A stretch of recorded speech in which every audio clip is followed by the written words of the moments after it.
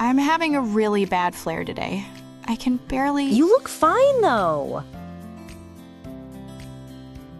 If I had $1 for every time someone said that to me while I felt like I was dying on the inside, I would almost have enough money to pay my medical bills.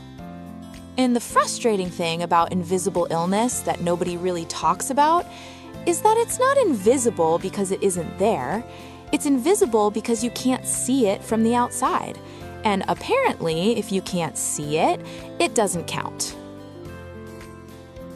Your labs look great. Have you considered stress? I've shown up to doctor's appointments barely able to function and been told my labs look great. I've described symptoms that were actively ruining my life and been handed a pamphlet about stress management. I've sat in waiting rooms feeling like my body was staging a full-scale revolt, while the person next to me assumed I was there for a routine checkup because I looked fine. The problem with looking fine is that everyone takes it as evidence. Evidence that you're exaggerating. Evidence that it's probably anxiety. Evidence that if you just ate better, slept more, stressed less, did yoga, you'd be totally okay. I was not totally okay. What nobody tells you is that being dismissed for years does something to you that goes way beyond the physical. It messes with your sense of reality. You start questioning yourself, wondering if maybe they're right. Maybe it is just stress.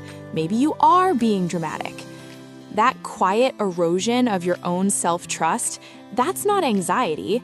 That's what happens when the people who are supposed to help you keep telling you nothing is wrong, while everything is wrong.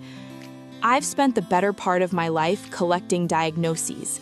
And after a while, you start to wonder if maybe the problem isn't what's wrong with you. It's that nothing about what's wrong with you is obvious enough for anyone to take seriously. I genuinely considered just showing up to my next appointment in a neck brace and an orthopedic boot just so someone would stop telling me I looked fine. I'm Veronica Flair, and I'm chronically sick of this shit. But I'm still here. And I figured if I'm going to keep showing up anyway, I might as well tell my story.